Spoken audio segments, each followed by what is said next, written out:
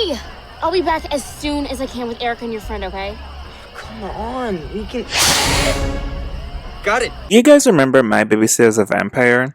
It was a pretty weird franchise that started out as a movie, then led to 2 seasons of a TV show. The series was moderately successful when it aired on Disney Channel, and is made by the company Fresh TV, which is the same company that made other TV shows such as 16 and Stoke. I think because Disney Channel got the rights to air both the movie and the series, a lot of people think that the series was created by Disney, but it wasn't. Which actually makes sense for why its tone was so different to every other show airing on the network at the time. The show follows Ethan and Benny, 2 nerdy kids who start high school as they navigate a bunch of mythical and magical scenarios when they found out that their babysitter, Sarah, is a vampire. The movie first aired on Disney Channel in 2011, and the 2-season series aired shortly after. The basic premise is that in this universe, there is a serious vampire craze gripping the town, based on a really popular movie adaptation of a popular vampire love novel, Dusk, which is a not-so-subtle parody of Twilight. While the town is experiencing this dusk frenzy, the underground vampire population has become increasingly unsettled. The movie and the series were definitely not as good as I remember them to be. They're not terrible and are pretty enjoyable if you just want a quick, low-stake vampire fest. Even though the property wasn't a massive hit for the network, it did develop somewhat of a cult following. So I thought for the Halloween season, it would be cool to revisit this show. So that's what we're doing today. So first, let's look at the characters. Ethan.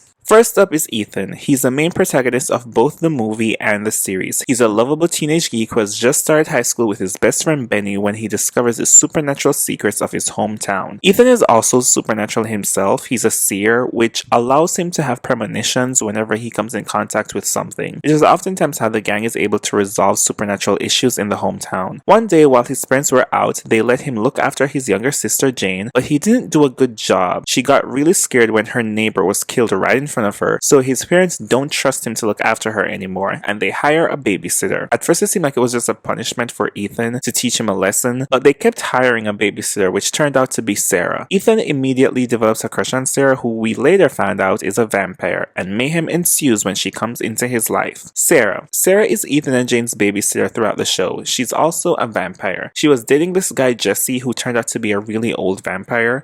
At first he gave her the option of choosing whether or not she wanted to be a vampire too, but after a while he just bit her and turned her into one of them. Sarah struggles a lot with her vampirism and all of the things that it took from her. The fact that she'll never live a normal life or grow old or have a family of her own. And she spends a considerable amount of time hoping to one day find a cure that can turn her back into a human. She doesn't attack humans or drink human blood. She does the same thing the Cullens do in Twilight, which is to instead feed on the blood of animals. Also, we never see Sarah talk about her family or ever see them, which is weird because you'd think that the fact that she's a vampire would have some impact on her home life. Like in season 2, it's implied that Sarah straight up left the town for months and no one knew where she was. Where are her parents? Or is she just an orphan? Anyways, next we have Benny. Benny is Ethan's best friend and they've been best friends since they were kids.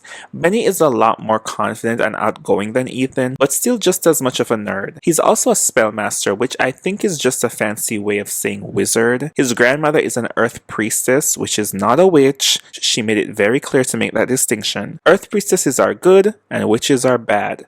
Benny learns to be more proficient with his use of magic as the series goes on, but more often than not his spells seem to backfire. He serves as more of a comedic relief type character, and his grandmother trains him to become a more powerful spellmaster. Erica.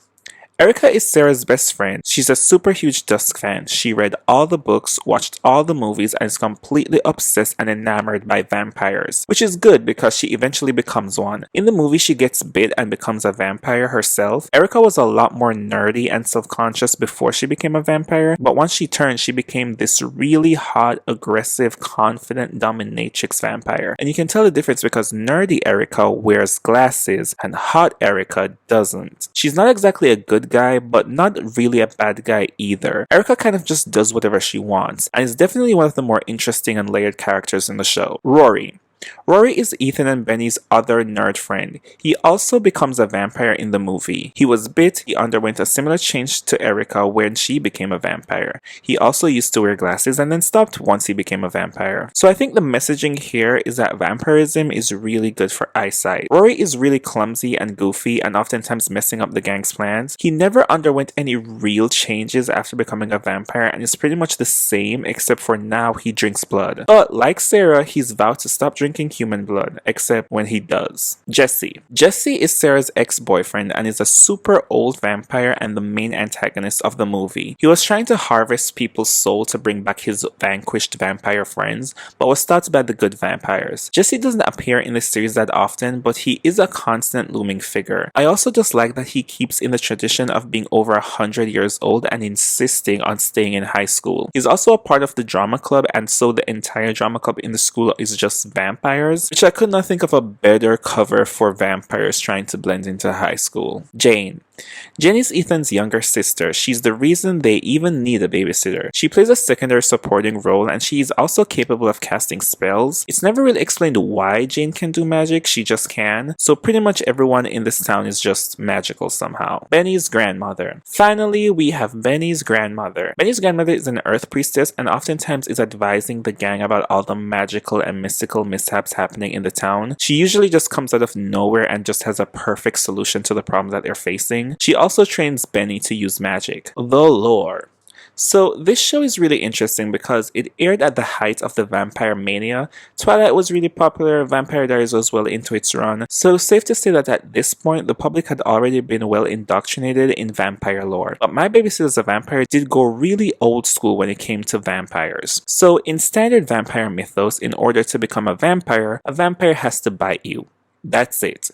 If a vampire bites you without killing you, they'll inject you with venom and that turns you into a fledgling. Fledglings are baby vampires. They're not full vampires. In order to become a full vampire, a fledgling has to drink human blood or after 2 weeks, they die. Sarah for most of the franchise is a fledgling. She was bitten by Jesse but refused to complete the transformation by drinking human blood and so was dying over time. Though at the end of the movie, Benny's grandmother made a human blood substitute that tasted really bad, but apparently was authentic enough to stop Sarah from dying. So fledglings are not as powerful as full vampires. They don't get all the abilities and they get exhausted more quickly when they do use their powers, like super speed, super strength, and super healing. Full-fledged vampires like Erica and Rory have the ability to fly and glamour, which is to hypnotize other people to get them to do whatever you want. This ability can also be used on other vampires, but it doesn't seem to always work, and presumably the more powerful the vampire, the better chance they have that the glamour will work. So, how do you kill a vampire? Vampires are susceptible to stakes to the heart. Vampires can also be killed using holy water, and they are also susceptible to garlic, which is so interesting to me that the show kept that lore in because it's just so ridiculous. They literally throw garlic pizza on a vampire and it burned them. Vampires are also sometimes burned by the sun. I say sometimes because the series is actually really inconsistent with that. Vampires have been seen out during the day all the time. The sun doesn't seem to bother them at all, but UV lights do hurt them. Benny and Ethan made weapons out of a tanning bed and it did work against them, so I'm not really sure why sometimes the sun is a problem and other times it's just not. I think what happened is that they obviously needed the teen vampire students to be able to attend school during the day, so they have to be able to exist in the sun. So I guess they just pick and choose when the sun would be a problem. Vampires also can't appear in mirrors or appear in photographs, which again is another old school vampire lore. I actually really do appreciate the show for just keeping in line with all of those old school lores. They also do the thing where a vampire can't enter a home unless they're invited in. I don't know, it really does seem like they just thought about all the vampire lores and were like, yeah, we'll just do all of them, no matter how ridiculous they are. There's also a vampire council in this universe that gets mentioned in passing briefly in this one episode in season 1 where they're fighting vampire nurses. There's apparently vampire laws, and I think this was just straight up supposed to be similar to the Volturi in Twilight, but it just comes out of nowhere in this show. So the nurse vampires in one episode in season 1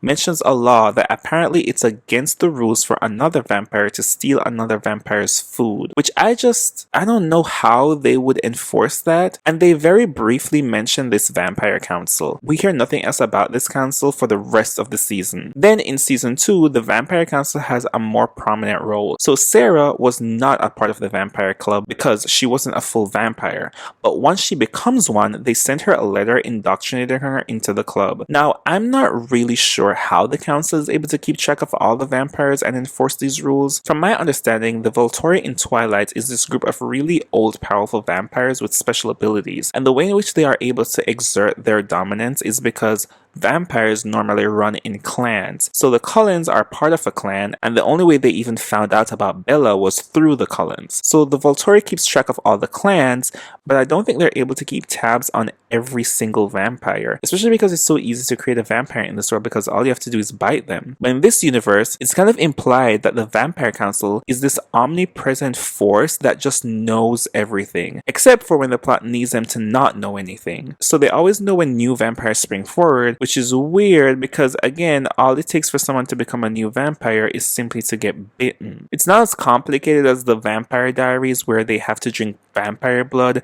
and then die and then be brought back to life and then drink human blood. Anyways, the council enforces their dominance over other vampires mostly by threatening to kill them. The head of the council is this little vampire girl who's always in a really bad mood. 2 laws that the council has that I just kept track of was, again, don't steal another vampire's food, and also vampires are not allowed to drain the blood of a dead body. So yeah, I don't know how they're able to enforce these laws, but they are. The show also kind of operates as a monster of the week type series. So similarly to Buffy the Vampire Slayer, where there's a new mythical threat every episode. In fact, I think the creators of the show were heavily inspired by Buffy because there are direct plot lines that are taken from the show, like the one where our heroes suspect something might be going on with the cheerleading squad, so they join the team, only to find out that the head cheerleader is a witch. So because of that, it's pretty much a new mystical creature that they have to face every single episode, and there's a lot of villains that they've come against, including evil plants, zombies, a ghost vampire that possessed a car, zombie animals, yes, this was a different episode, a Frankenstein made from the parts of dead hockey players, a mummy, ancient evil spirits, evil dolls, coach ghosts, vampire hunters, and a siren, just to name a few. Pretty much if you can think of a mythical creature, they've probably fighted in this show. Things I hated. So let's talk about some of the stuff that bothered me, because there's a couple of them. Ended on a cliffhanger. So probably the biggest issue with the show that everyone remembers is the fact that it ends on a massive cliffhanger. The series ran only for 2 seasons, 3 episodes each, and in the series finale, there's a powerful tool being used to kill vampires, and is threatening to wipe out the entire vampire population in the town. So Ethan and Sarah team up with Jesse to stop this. The Vampire Council decides to run away, and they kidnap Erica and Rory. In the end, an explosion goes off that presumably killed all the vampires in the town, but we never find out if Sarah and Ethan made it out in time, and Erica and Rory are taken by the council, and that's it. That's how the show ends. A lot of people blame Disney for cancelling the show, but again, Disney was not producing the show. It was made by a Canadian company. Disney only had the rights to air the show on the channel. A 3rd season was not picked up, and there were some talks about making another movie to wrap up the show, but that never matured into anything either.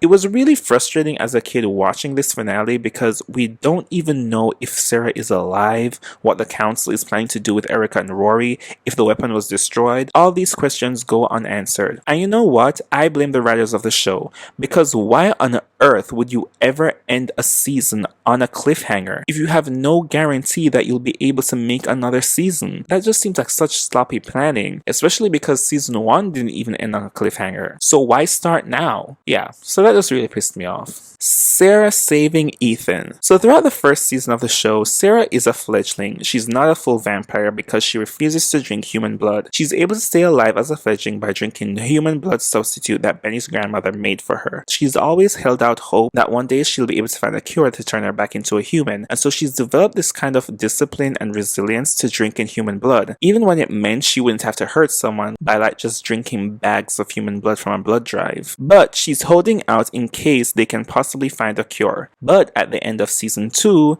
Jesse, her ex-boyfriend who they killed, comes back to life, and he wants Sarah to join him and be a full vampire. So he set up this whole plan to take Sarah and force her to be with him. He hypnotizes hypnotizes Erica to help him and captures Ethan and gives Sarah an ultimatum. Either she joins him or he hurts Ethan. Jesse then bites Ethan and runs away. Sarah, in order to save Ethan from turning into a vampire, sucks the venom out of his blood and completes the transformation, turning her into a full vampire. And this scene just completely pissed me off. Because, for one, they ramp up the whole Sarah hates being a vampire thing in the last episode. We never really spent any considerable amount of time with Sarah being upset that she's a vampire. And by this episode, she starts going on about all the things she'll miss out on because she's a vampire. And pretty much all of her friends know just how much it bothers her. So when Ethan gets bitten and someone needs to save him, why was it Sarah? Erica was literally standing right there. She's already a full vampire. Why wouldn't they just let Erica suck the venom out? And then she has the nerve to say this. What's she doing? Saving him. Like, why would you let your friend do that knowing how much he hates being a vampire? Why don't you get your hands dirty? Anyways, Sarah becomes a full vampire, and by the next season, she pretty much comes to terms with it fully. She never seems upset about it anymore, although she is still scared that she'll lose control and hurt people around her. But for the most part, she's fine with being a vampire. So I guess in the end, all of that ended up being insignificant. Another thing that really bothers me about this show is that people, particularly teenagers, die in this universe all the time, and no one seems to care. Literally in the movie, Ethan's next door neighbor gets eaten and all they do is put up missing posters of him. There's no public outcry. The population of the town doesn't seem concerned about all the missing kids, especially once we get into the series, because Erica is constantly killing random people. She's not like Sarah. She has no issues drinking human blood, so we see her constantly threatening to just murder people all the time as a quick snack. Besides, these girls have been telling me to bite them for years. I still have a healthy appetite. Only a slightly different diet. Father, I'll just grab some fast food on the way. In fact, it just showed up. And nobody does anything about it.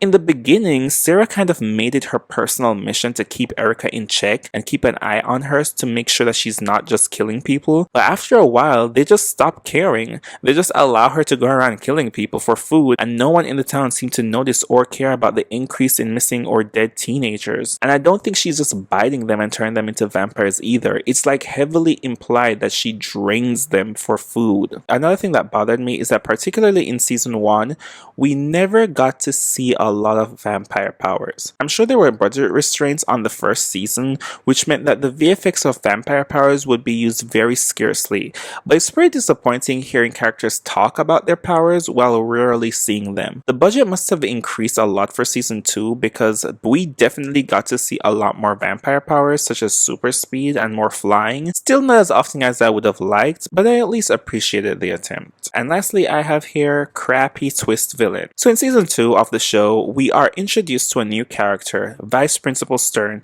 He's always sort of in the background and he doesn't appear in a lot of episodes, and in the series finale we find out that his grandfather was a wizard who tried to eradicate all the vampires from the town, and that Vice Principal Stern is trying to do the same, and it had very little impact on the story whatsoever. I think this is a perfect example of how not to do a twist villain, because Vice Principal Stern has so little impact on the story that the revelation he's a super powerful wizard has no impact on the audience whatsoever. Like, why would we care? We barely spent 5 minutes with this character. I kid you not, if you removed every single scene of this character from the season, it would not affect the finale in any way. Like, they could have introduced this character in the finale and it wouldn't have changed a thing. This character could have really just been a random villain introduced in the finale that just wanted to kill all the vampires. I don't know why they felt like they had to do a twist villain, but at least if you are, do it better. The video game.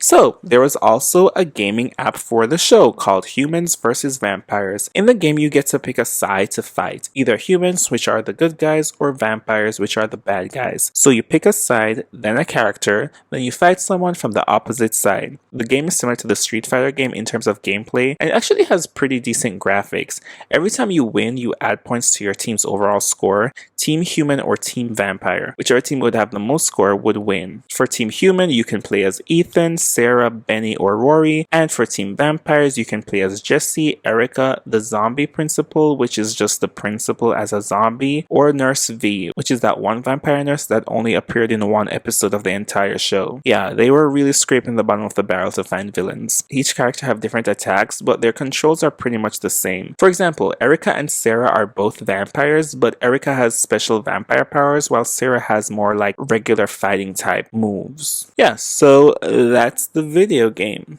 I actually did want to try to play the video game, but I couldn't find it in the App Store. I think they discontinued it, so I could only find video footage of it being played on YouTube. So that's all my thoughts on My Babysitter's a Vampire. I definitely remembered loving this show a lot when I was a kid. It definitely didn't hold up as much as I thought it would, but let me know what your thoughts are, what you thought about the series if you watched it, and whether or not you actually liked it or not. Also, be sure to like, comment, and subscribe, and I'll see you guys in the next one.